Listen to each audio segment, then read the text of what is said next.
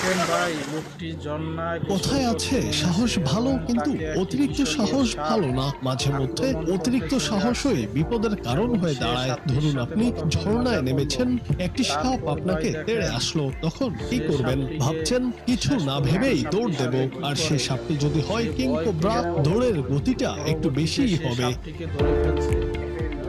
তবে সম্প্রতি সোশ্যাল মিডিয়ায় ছড়িয়ে পড়া এক ভিডিওতে দেখা গেছে ভিন্ন এক দৃশ্য। এক যুবক ঝর্ণায় নেমেছেন গোসল করতে, একটি বিশালাকার কিং কোবরা ফনা তুলে হঠাৎই তার দিকে তেড়ে আসে। তিনি মোটেও ভয় পেলেন না, হাসতে থাকেন আর সাপটির দিকে পানি মারতে থাকেন। সাপটি যখন চলে যাচ্ছিল তখন তিনি আবার সেটির লেজ টেনে ধরেন। বোঝাই যাচ্ছিল এতে সাপটি খুব বিরক্ত হচ্ছিল তখন। যুবকের এমন কর্মকাণ্ড প্রকাশ্যে আসতেই সোশ্যাল মিডিয়ায় অনেকেই তার সাহসের প্রশংসা করেছেন, কেউ আবার বলেছেন